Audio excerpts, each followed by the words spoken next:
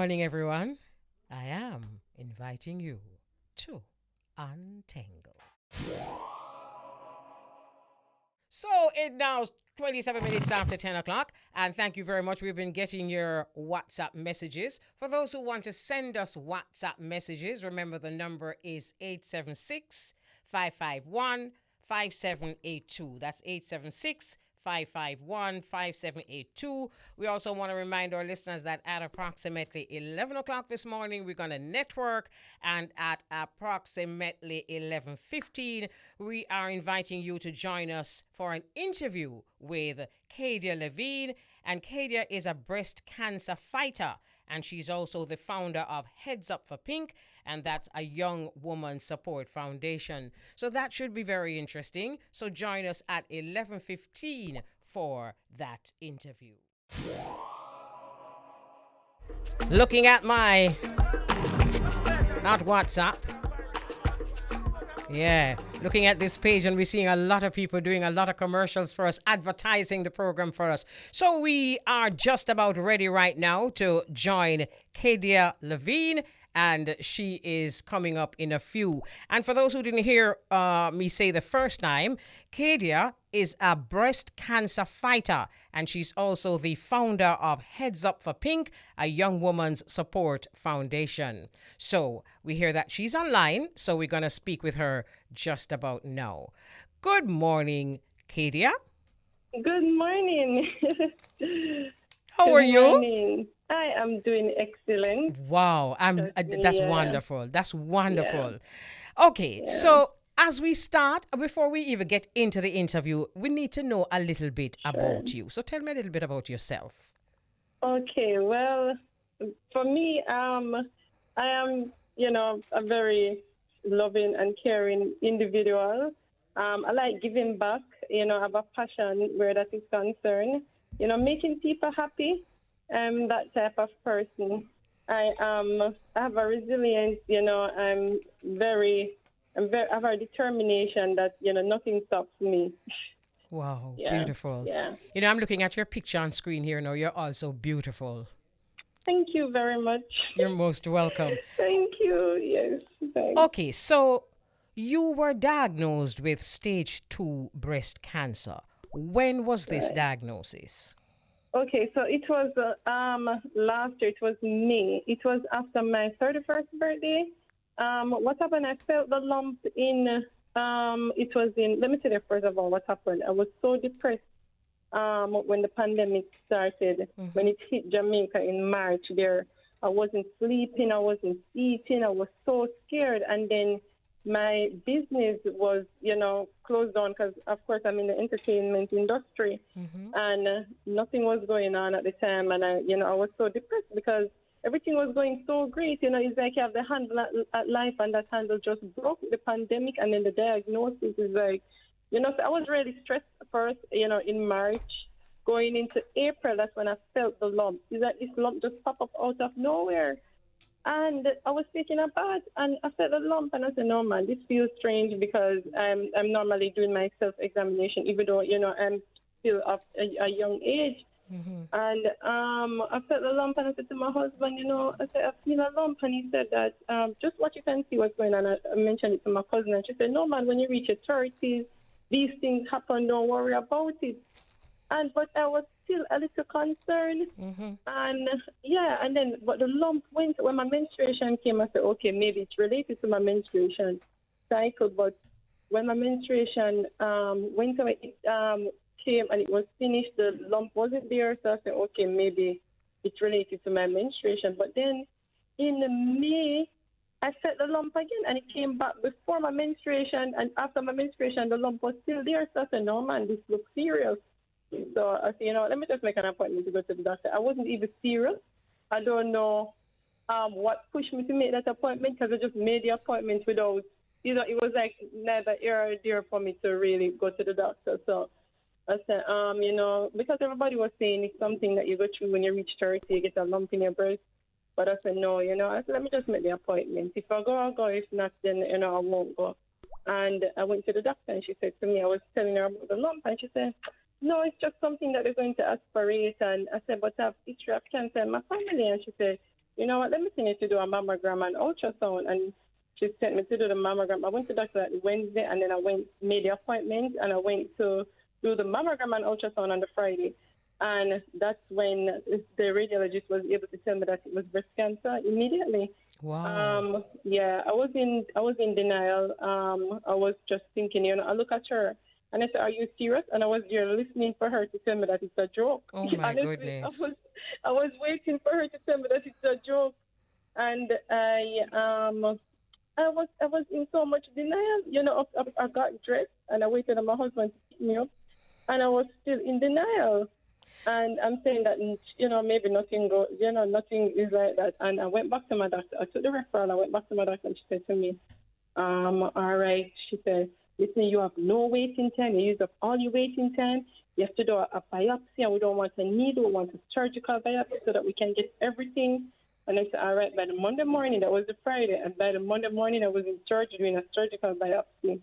And I waited 3 weeks for that result. While I waited for that result, I was eating and drinking like everything was normal.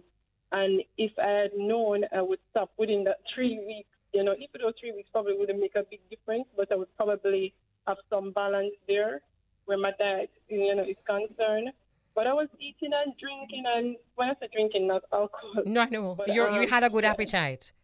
Yes, yeah, Okay. everything was fine. I was okay. It was, you know, same old me, you know. Mm-hmm. But then when it hit me is when the doctor said, you know, I remember I was on my way to pick up a big Chinese lunch, you know, because I'm a foodie. I was on my way to pick up my lunch, and my husband and I, we were in the car, and I heard a message came in on my phone, and I looked at it. And when I looked at it, it was the doctor. He said that, you know, I have the results, and it's not good. So I dropped the phone immediately. You know, is that my whole world crumbled down. I started screaming and crying. My husband was asking me what happened, and I was telling him, and he said that, you know, don't cry. Let us see what can be done. And I said, oh, yes, something can be done, you know. Mm-hmm. That's when it hit me, because, you know, when you hear that, yes, it is, it's like you're thinking immediately that I'm going to die. Right. But my husband said, no, let us see what can be done. And I said, oh, yes, something can be done. Yes. And, that's when I said, oh, yes. So I went to the doctor the same day, and he said to me, the good news is it's treatable, it's stage 2, it's not aggressive, and it's driven by estrogen. Wonderful. So let me ask you this. Well, first of all, thank God that you have your husband beside you, because there are many who don't have nobody to help them cope. Do you have children? Yes, I have a daughter. She's 5. So my question, I can just imagine, we can all just imagine how devastating this must be. But it seems as though, Kaydia, that you are a fighter, in spite of the fact that you were depressed. I mean, that's just human. Who wouldn't be? Right, exactly. So who or what has your inspiration been? I know your husband is there beside you. Right, but what else? Who else? You tell me that my blood running cold and I want to cry. You know, my daughter. Mm-hmm. Yes. She's very smart, and she knows when something is wrong. Believe me, she was on the journey with me. You know, some kids don't understand, they don't know, but that girl, she was on the journey with her mommy from the beginning. I remember when I got the diagnosis, you know, and it was the Friday. It was the Saturday. I was preparing to do the surgical biopsy the Monday morning, and I sat at the door, and she was in her little dollhouse, and she said to me, "Mommy, listen to this song." And she was only 4, and she was playing the fight song. I don't know if you know the fight song. She was playing what? Yes, she was playing the fight song. You know the fight song by Rachel. I don't remember her name. You know the song that says, "This is my yes, song. yes, the fight song. Yes. That's our song to this day. And whenever she hear that song, she come and give me a hug and a kiss, and she said, "Mommy, I love you." You know. Goodness! So this little 4-year-old could actually play the fight song for her mommy. Yes, at 4 years old, she found that song and played that song for me. And every time I feel like I'm losing hope because of all the treatments and everything that I've been through. Because let me tell you something, I've been through a lot, you know. Since the journey started, I did the surgeries. I did a hysterectomy oophorectomy, nipple spray, mastectomy, and reconstruction surgery all in one operation. Wow. And yeah, and after that, then went in for chemotherapy. Now, the vein wouldn't work. I had to get a portacat. That portacat didn't work. Had to go back and get another portacat. So it was a double portacat surgery. Finished chemotherapy, contracted the COVID 2 weeks after. You got COVID in the middle of all of this? 2 weeks after. And then, oh my God. not to mention that there was an infection with the breast after they did the major surgeries. And I was at the doctor like every other day for them to take the fluids, the fluids out of the breast, to aspirate the breast, because it was infected, and then I had to go back in surgery again and remove whatever. It was. Let me tell you something. It's been a year, but I am grateful, and I am just grateful to be here to talk about it and to share my journey so that I can help others. Right. But let me tell you something. My support, my Facebook family, Instagram family, people reach out to me. My cousins, my daughter, godmother, my stepdaughter, everybody been tremendous. My husband, everybody, the support was overwhelming. Sometimes I cry and I say, God, I say, this blessing from out of nowhere, Right. out of nowhere. And I know it must have been some good that I've done in the past, because as I tell you, I'm a person who loves to help people. I love to feed people. And I know it's a blessing, and I just pray and I say, thank you, Lord. I cry every day. I pray, I read my Bible, and I say, thank you, Lord. I say, thank you, Lord. But something, as I'm listening to you here now, Kaydia, Right. with all that you have been through, and for those listening, we all need to take a page out of Kaydia's book, because with all Right. that you are going through, you are still counting your blessings. Yeah, gratitude. Believe me, gratitude. You have to lock out all negativity. That's right. Yes, you cannot feed on the negative, because let me tell you, your mind is very powerful. Absolutely. And it controls your body.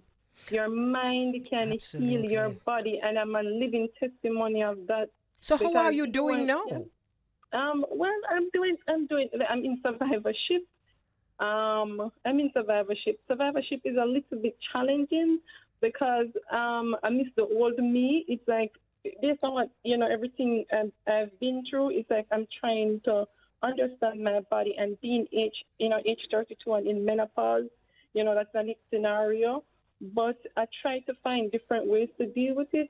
You just have to find different coping mechanisms to just deal with it, and not to focus on the negative part of what you're feeling, but just try to be positive. You just have, you have to just try to be positive all the time. I'm not always positive. You can't be. Because, we're all human beings. Absolutely. And based on what I've been through, is like in the back of your head, you have the what if, right? Let me ask you this though, Kaydia. Have you changed the way that you eat? Has anybody suggested to you that you change the way you eat? Yeah, definitely. From the beginning, from it was confirmed, I didn't want to eat anything, because you just feel like everything that you eat, is going to kill you. So I didn't want to eat. I wasn't eating chicken. I wasn't eating fish. I didn't do oil, nothing, no salt, anything. But once you realize what you're dealing with, then you know how to structure your diet. Right. So I'm mostly alkaline-based, plant-based. I do a lot of plant-based stuff, and alkaline. Yeah, I mostly go alkaline and plant-based. But I do have a balance now than before.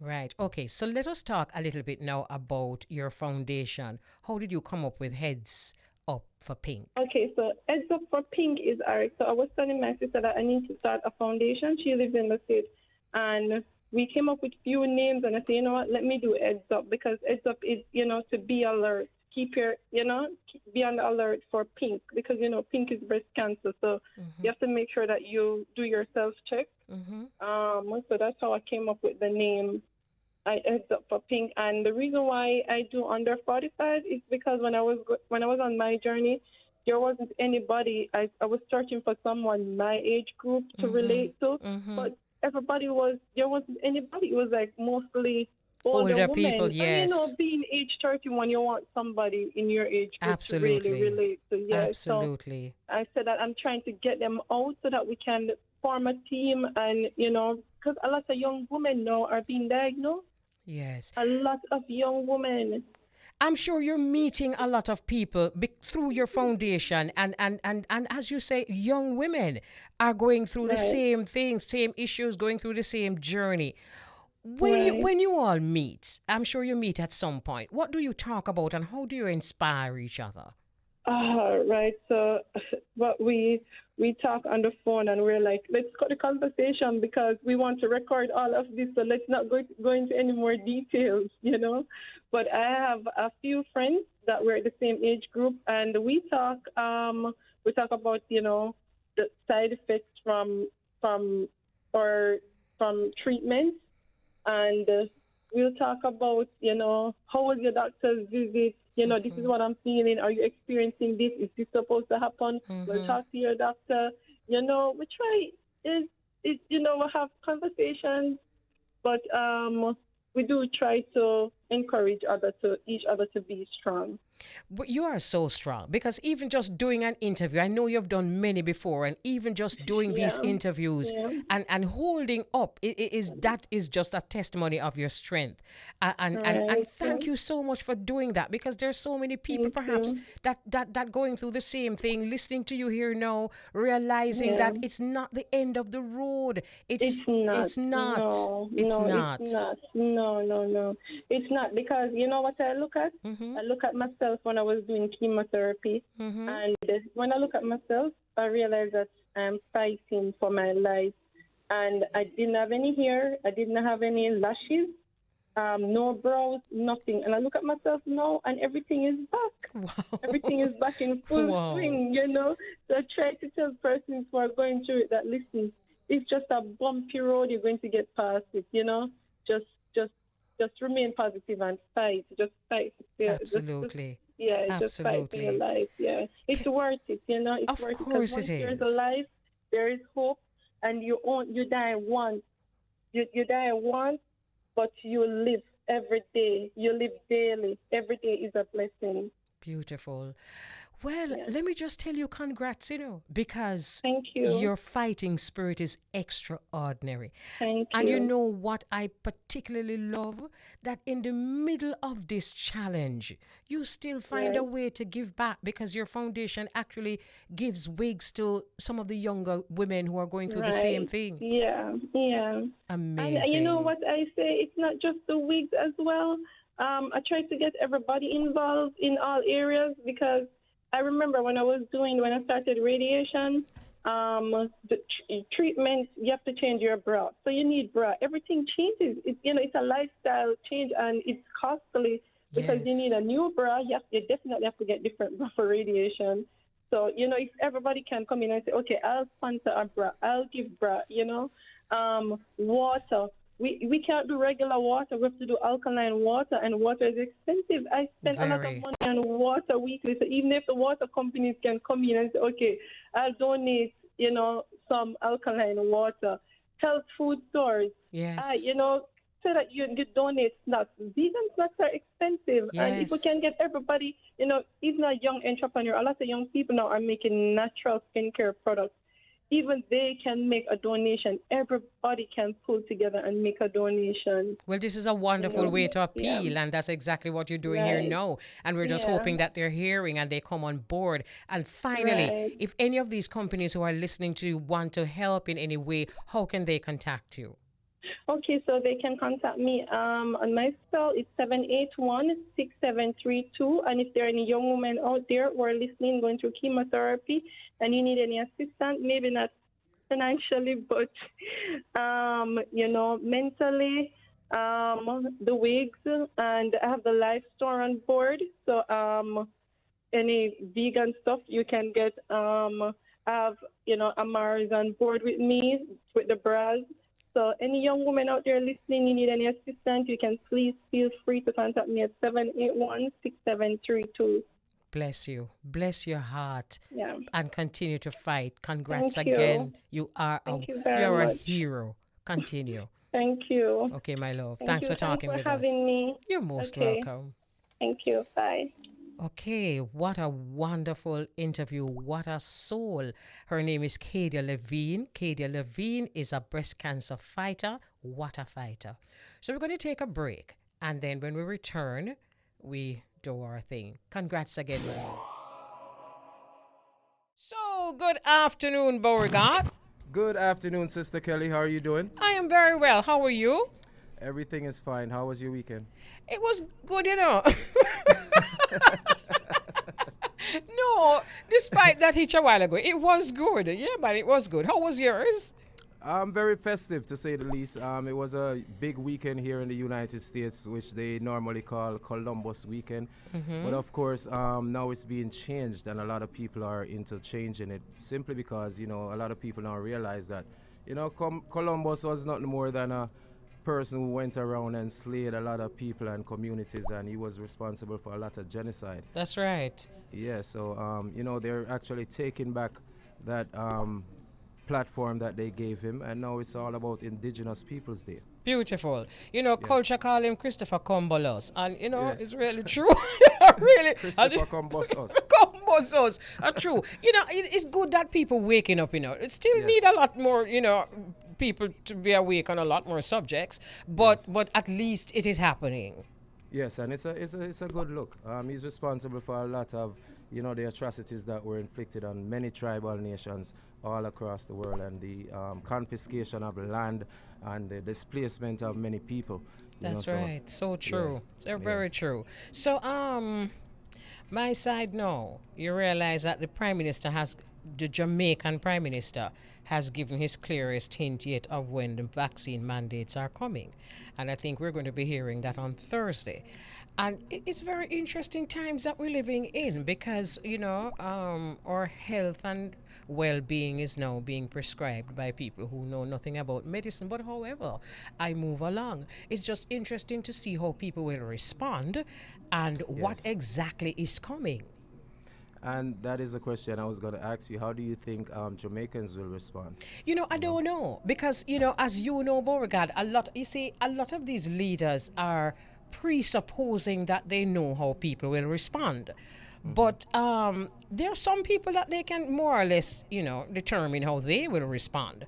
But with all the information that is, being disseminated all over and for people doing their own research, you're really not sure how people are going to be responding, So we anxiously wait to say, I know my response. But as for others, we just have to wait and see. And I hope that it doesn't get worse before it gets better. I was looking at some footage of what's going on in Australia this morning, and to see that people cannot even open their mouths or say anything to the police is very, very scary. Very disturbing. But, Yes. everything has every action, there is a reaction, So what may be even more disturbing is the reaction to the action. Yes, true indeed. And you know what them say when our backs are against the wall. Yep.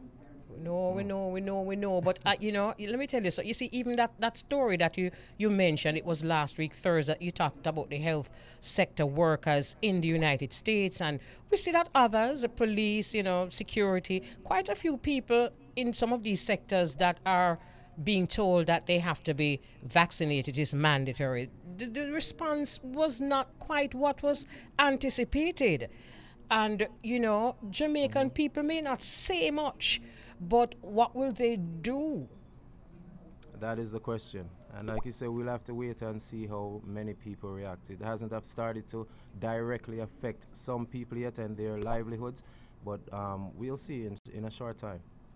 Interesting times that we're living in, though, because, wow. I mean, did you ever think that we would reach this stage where, just, someone who knows nothing about medicine or anything about science or anything like that can mandate what you do with yourself? I mean, I hope I'm not sounding, anti-vax, but these are questions that we have the right to ask. And I'm not going to give up on my right to ask.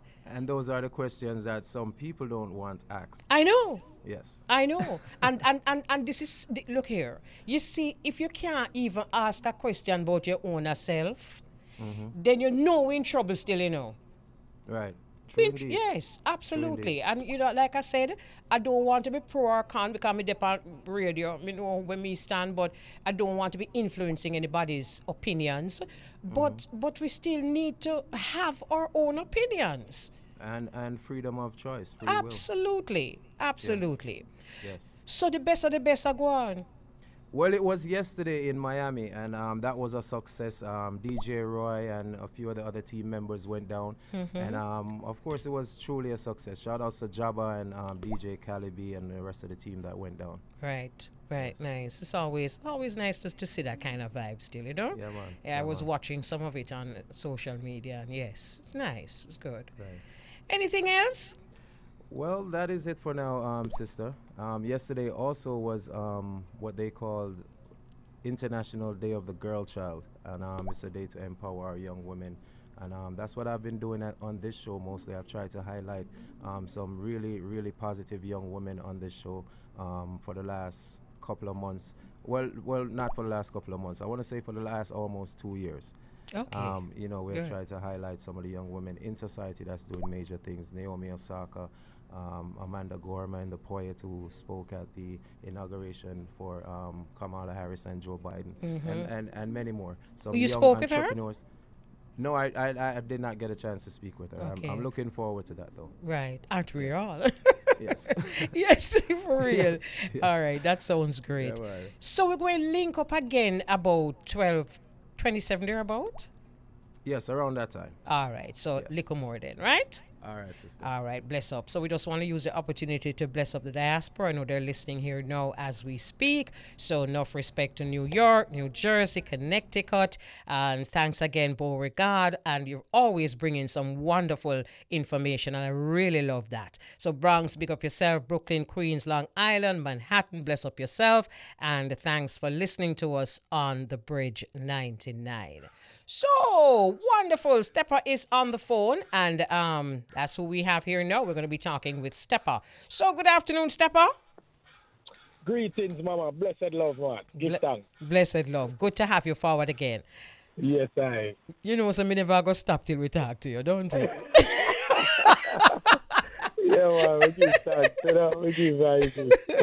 All right. So we spoke last week about merging melody with word sound, for those who didn't hear that part of the conversation, because there are some songs that you sent to me or poems that you sent to me, and that's what you were doing. You're actually merging melody with word sound. Yeah, man. Definitely. Because the melody can't miss the word sound, Sometimes when you're writing and, no matter how you say you are, people say, you're a poet.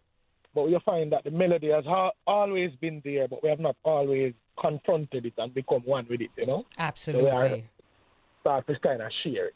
Yeah. And the singers the singers talking after them tune too, don't it? They are all the while. All the while. So me not see why the talk of them can't sing. Most definitely. And it's a part of the holistic chanting, because when we say we are chanter, one of our years when we say we are yanter, it kind of take on a whole different sound, Right. How we speak, the bass and the treble and the falsetto, it come out, Absolutely. So you have to just start to embrace it. Yeah, You're so right, and we need to just embrace what spring forth from us, from you know what I mean, and stop, man. So sometimes we feel for sing, we can't say, "Well, I'm not sing you because I'm a poet." Come on, I mean, that joke thing. Yeah, man. Which untangle the thing, we have to untangle the thing. Because at a point, there was a serious point when we started out where we were definitively on a path to, kind of explore the dub poetry part of it and the chanting. And we still are. And I was always, kind of focused on building my craft and expanding the whole craft of the poetry. So for many years, probably 20 odd years, me a chant. So, I saw your post that the other day, and I'm thinking to myself, but Step never look like 20. Well, just fair chant for 20 years. So yeah, man. You 22 have years. 22 years. Mm-hmm. Okay, so you have been a poet for the last 22 years. Yes, You just man. described how you've experienced your growth of your own man. art form. How has the public accepted this art form in your experience? Hey, Mama, let me tell you something, man. And that's why that's a part of why we keep doing it, because sometimes as a poet, I have not always had consistent releases, whether audio or written. I've not always been consistent with releases, but I've always been consistent with performances and things. And people have always seen us, One time I go someplace and people just come to me The other day, I'm there in the Miguel town on a little mission. I'm there and I'm Bridget just like, see Bridget I look for me. You know, he ain't at town. I say, wait, I'm there at program. So you don't know, yeah, watch him. I'm see you move from around, so, on a King Street, and then, boom, come on up North Parade side. I'm say, wait. I said to my agent, I'm there at program. I'm see him come to her, but me I watch him on. So, yeah, because you watch people on, I mean, I watch him hand, I see him come and I watch him face and I watch him hand and him come up and him say, Chanta, I will leave you do for me, Wow. with your sound and thing, give thanks, we know say we not hear you all the while, but me I tell you, wow. I'm saying, what's up there get them things that people ask you, where's the album? Where can I get this? Da da da da da. I say, wow, Yeah, yes. man. So we give thanks, man. I love it because my sister is a connecting type of energy we bring forward, I have no doubt. As someone who play poetry, even since day, I mean, we've been playing music and, we have like a team and the man them are go on the most way. And then I play a DYCR and the interest is still there. So yeah, man. Your Most poetry definitely. speaks to community issues and also current affairs. Now, I'm particularly interested to talk to you because you're someone who hails from a volatile space. And you're also someone who does a lot of work in the prisons. How do you use your art form to connect with those directly in front of you to transform their lives? Well, it has been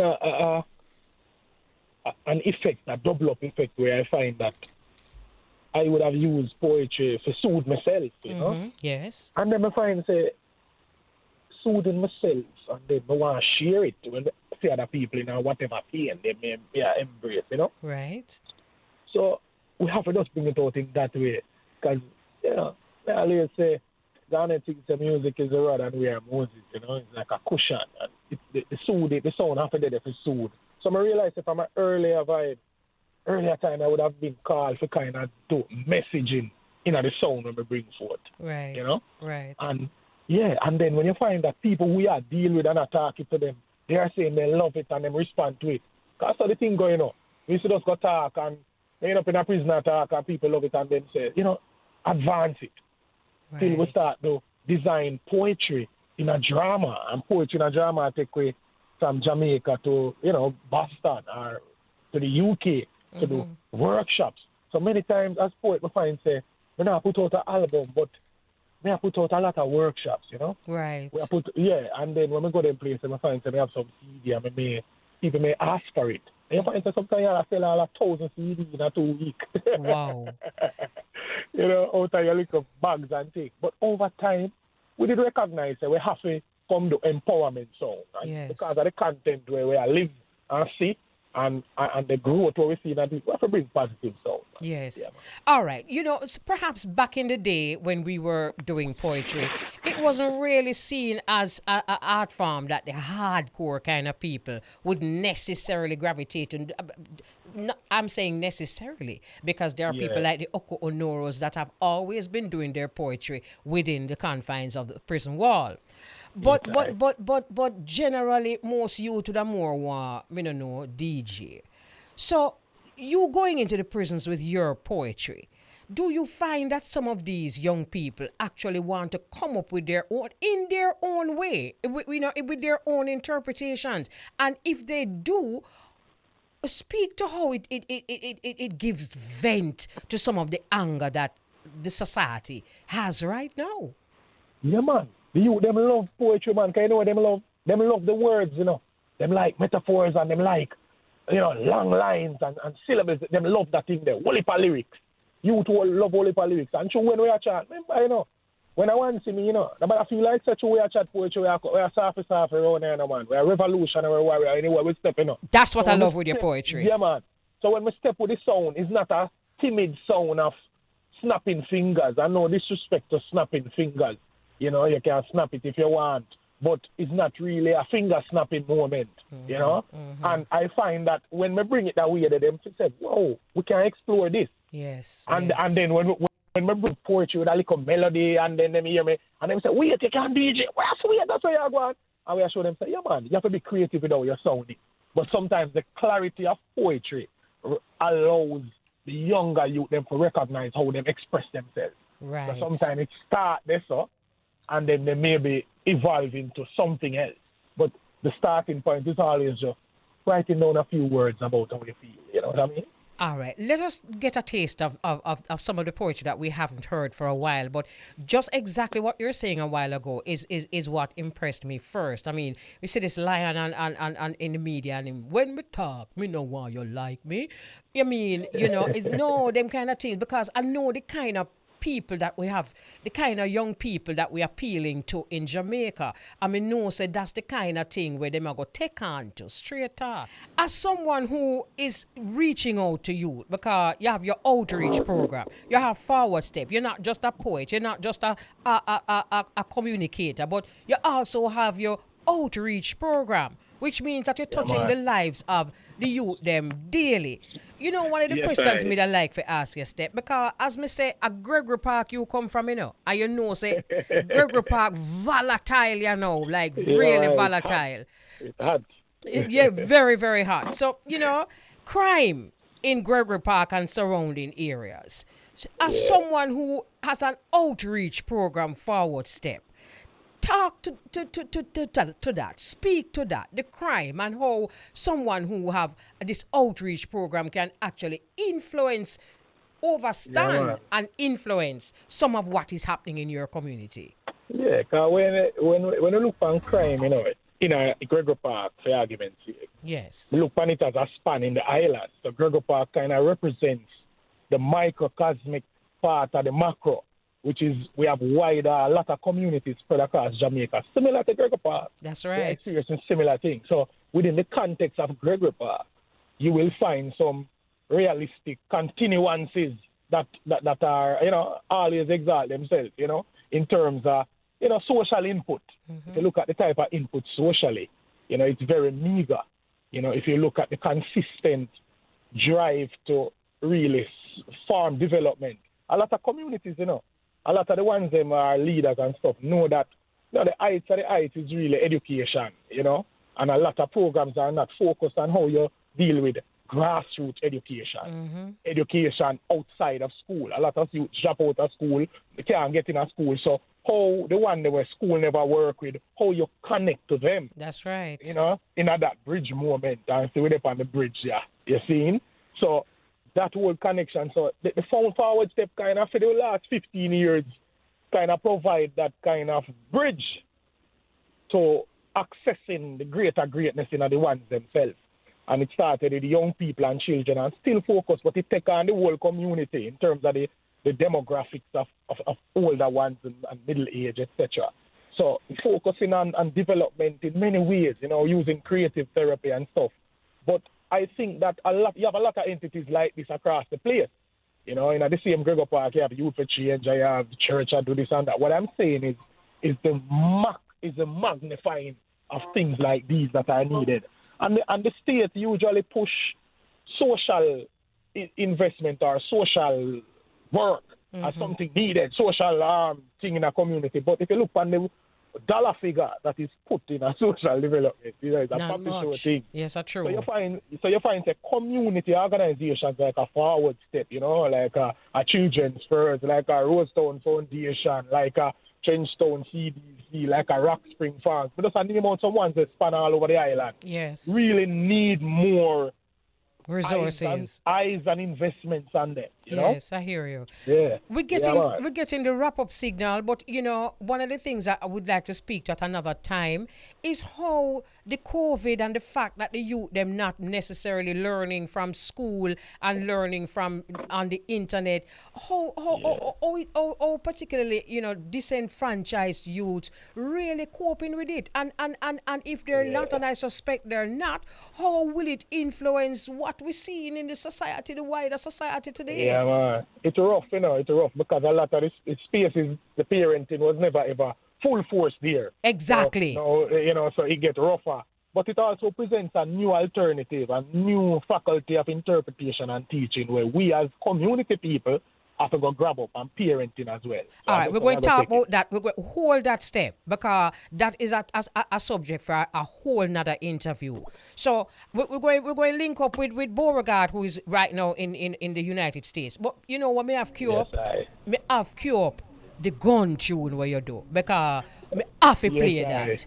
Love and honor. Love and honor, darling. And just keep strong same way. See? Yeah, man. Keep blazing them purple malacca. I certainly will. So, thank you very much, Steppa. And that's Miguel Steppa Williams, social development consultant, communicator, dub poet, and of course, he has his outreach program, Forward Step. So, we're forward again, and we're up on the diaspora again. Beauregard?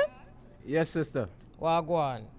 They are listening. Yeah, man. Same way, so. And you realize that these are some of the real issues that we face in Jamaica because, it's not the average person in Jamaica don't necessarily have a computer at home. Or if they do, them don't have three for the three children. So learning is now becoming a challenge and we have to deal with it head on.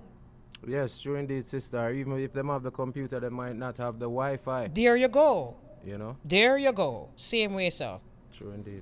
Yeah, so that are going and we have to deal with it. And a lot of times we just gloss over it. But, the results of it, the results of glossing over it, it's crucial because you see the crime problem we have in Jamaica right now. Yes. That is a very, very big problem and a very, very serious subject. Absolutely.